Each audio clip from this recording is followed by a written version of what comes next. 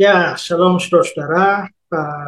Sebagaimana saudara semua ketahui bahwa beberapa hari yang lalu kan ada perdebatan antara saya dengan Ustadz Kainama atau yang dikenal sebagai atau sering disebut Bangke.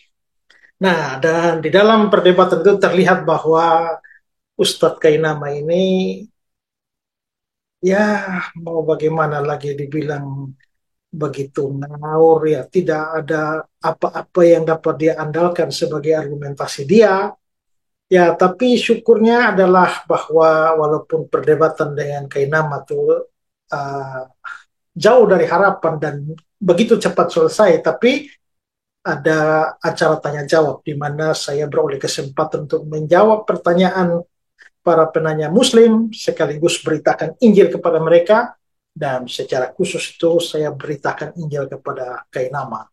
Dan itu sebenarnya tujuan saya. Dalam banyak perdebatan saya seringkali memanfaatkan perdebatan itu beritakan Injil, dan khusus Kainama kemarin karena dia seorang mualaf, jadi saya memberikan tawaran kepada dia supaya dia kembalilah untuk percaya kepada Yesus sebagai juru selamat dan Tuhan kalau dia mau diselamatkan. Nah, rupanya tawaran saya semacam itu tuh menjengkelkan mungkin banyak orang ya, banyak orang Islam ya.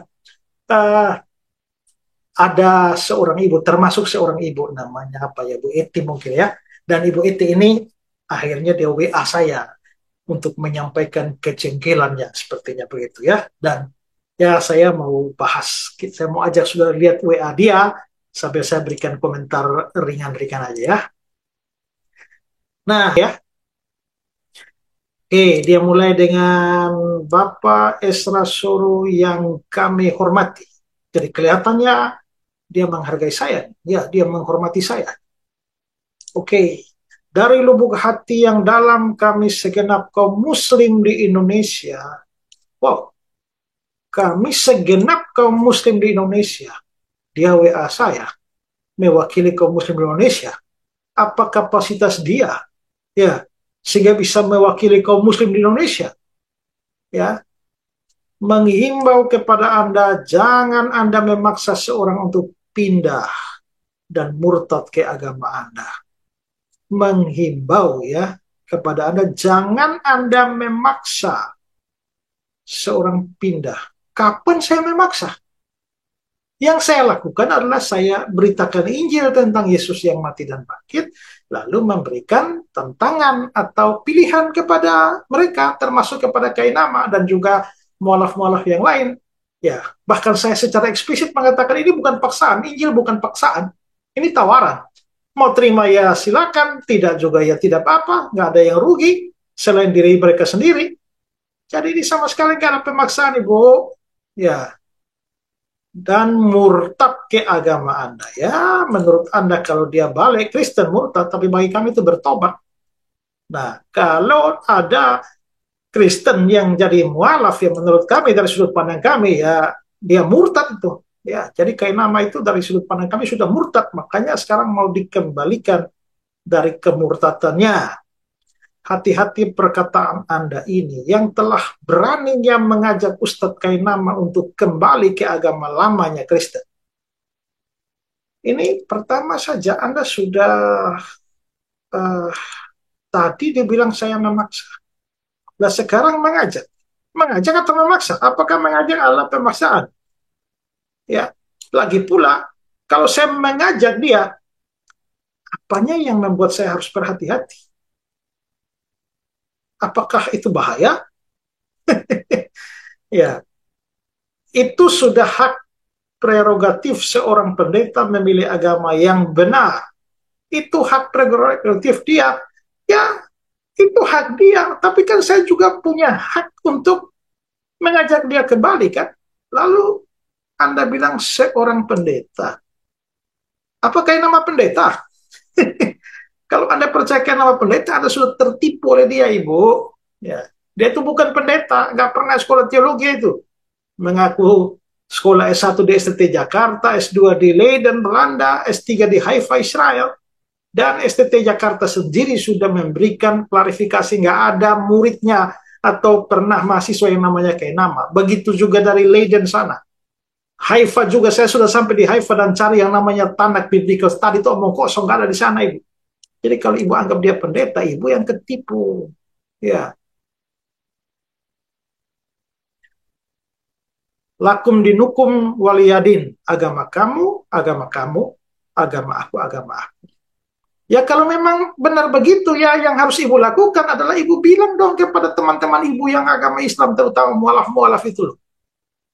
Kalau memang agamamu, agamamu, agamaku, agamaku, kenapa mereka terlalu repot urus agama kami? Ya, kalau sudah pindah ke Islam, ya silakanlah, itu hakmu. Belajarlah Islam, jangan utak-atik lagi iman Kristen. Kok pindah Islam gak baca Al-Quran, belajar Al-Quran tiap hari, yang tiap hari dibaca cuma Alkitab, cuma nyari kesalahan doang. Untuk nyerang-nyerang Kristen.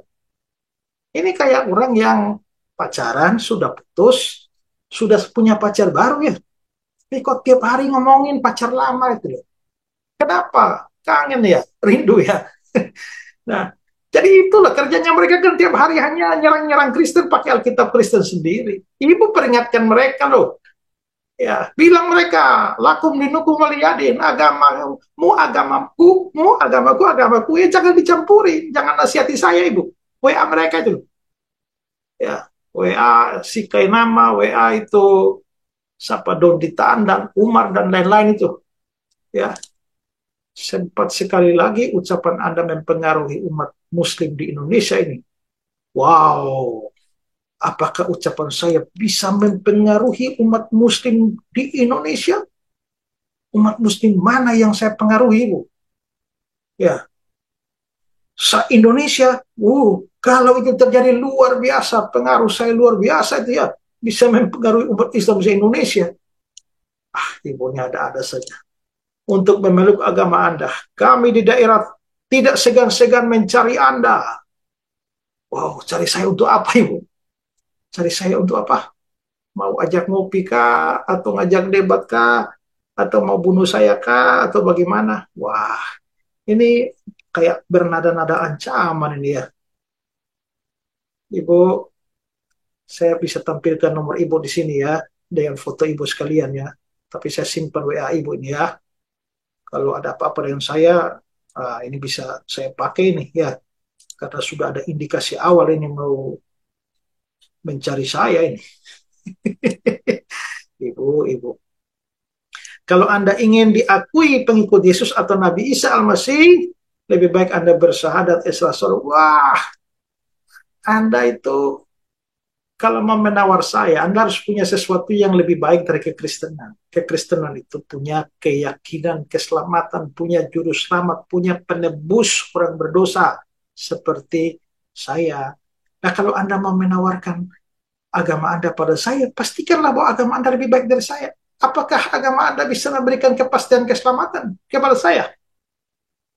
Haruskah saya membuang kepastian yang ada pada saya di dalam kekristenan ini, lalu menggantinya dengan mudah-mudahan kemungkinan besar?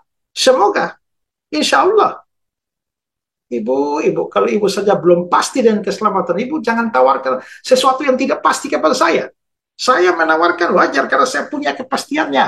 Ya, carilah agama yang paling benar. Lah, ibu kira agama ibu paling benar?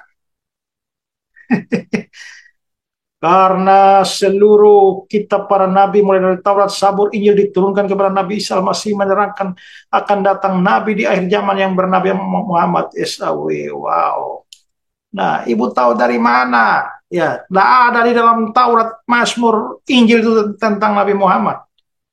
Kalian saja yang suka-suka mencari-cari, nggak tahu kenapa. Ya, suka membaca Alkitab kami lalu memaksa-maksakan Nabi kalian masuk dalam Alkitab kami loh. Ayat-ayat Alkitab kami diperkosa dan dipaksa untuk menyisipkan nabimu masuk ke dalam Alkitab kami. Kalian nggak malu kah? Ya. Bahkan ada lagi yang begitu tololnya menggunakan Kidung Agung 5 ayat 16. Hanya karena di sana ada kata Mahmadim, ditarik, diulur, diurai sedemikian sampai Mahmadim menjadi Muhammad, lalu Ahmad, lalu Muhammad, lalu berkesimpulan bahwa Nabi kalian ada di dalam kitab Kidung Agung 5 ayat 16. Saya pikir-pikir lucu ya. Sekian lama kalian suka mengolok-olok kitab Kidung Agung sebagai kitab porno. Kok sekarang nggak malu mencari Nabi kalian di dalam kitab porno itu? Ya. Ada banyak baingau yang model kayak begitu, yang mualaf-mualaf tidak jelas, otak sepotong itu loh. Belajar Alkitab tidak benar, sampai jadi mualaf, lalu mulai memaksa-maksa Nabi kalian masuk ke dalam Alkitab kami. Itu kayak si siapa itu juga itu. Uh, Siapa itu yang kemarin bertanya itu waktu acara debat terakhir yang bilang Maria Magdalena, Ibu Yesus tuh. Bilang bahwa Anisa ada di dalam Injil Yohanes. Surat Anisa itu tentang Yesus tidak mati itu loh. Ada di dalam Injil Yohanes. Lucu amat itu loh. Kok suka sekali mencari pembenaran agama kalian di dalam kitab suci kami? Ya. Jadi omong kosong, ada nabi di dalam Alkitab kami. Ya. Beliaulah nabi yang menyempurnakan kitab-kitab terdahulu. Dan Nabi Isa Al-Masih kelak di kiamat akan diturunkan Allah untuk melanjutkan syariat Nabi Muhammad. Bersetan dengan omongan teori omong kosong Anda ini. Membunuh Dajjal, Yajuj, Majus, dan orang kafir. Dan beliau akan diturunkan pangkatnya sebagai manusia biasa. Turunkan pangkatnya sebagai manusia biasa. Memang pangkatnya sebelumnya apa? Ya, bukan sebagai Tuhan di Kristen. Lah kalau dia bukan Tuhan, ya nggak perlu diturunkan pangkatnya. Ya, kalau bisa diturunkan artinya yang tadi bukan manusia biasa. Ibu ini ngomong nggak pakai otak ini. Ya, dan Nabi di kalangan umat muslim, karena fase kenabian Isa Al-Masih dan fase ketuhanannya sudah habis, masa akhirnya di akhir zaman. Wah, ketuhanan pakai fase. Ibu ini bikin lucu aja ya. Fase ketuhanan loh. Ya, Tuhan pakai periode ya Ibu ya. Apabila di dalam suatu Alkitab agama yang lain tidak ada menerangkan tanda-tanda Nabi Muhammad yang akan datang, maka kitab Anda, kitab agama itu karangan manusia, bukan wahyu mujizat dari Allah. Astaga, Ibu percaya diri banget loh ya. Memang nggak ada kok. Ya. Dan kalau memang Alkitab saya bukan firman Allahmu ya, nggak apa-apa loh. Ya, Alkitab itu firman Allah kami, bukan Allahmu. Ya. Dan orang yang tidak beriman selain kepada Nabi Muhammad berarti dia telah menjadi sesat dan nyata. Ya, itu kan omongan kita. Ya. Atau dalam Alkitab ciri-ciri domba yang tersesat. Paham itu Esra Soro? Ya, saya nggak paham otaknya Ibu, jalannya pikiran Ibu kok ya. Di Alkitab Matius pasal 25 itu bagi dua. Orang yang percaya Yesus itu disebut domba, orang tidak percaya Yesus itu disebut kambing. Ya, jadi kami yang percaya Yesus itu adalah domba. Ya, kalau kalian yang tidak percaya Yesus kambing dulu. Hai pendeta, Anda berkuar-kuar kepada guru kami Ustadz Yahya Waluni dan Ustadz Kainama. Astagfirullah. Si Yahya Waluni dan Kainama kamu anggap guru. Sebodoh itu guru. Lah kalau gurunya aja bodoh kayak begitu, bagaimana dengan kalian muridnya? Pantas saja Ibu. Makanya Ibu ngomong dari atas tuh nggak jelas semua itu. Karena gurunya saja fatal, gurunya saja parah itu. Ya, mendingan Anda syahadat.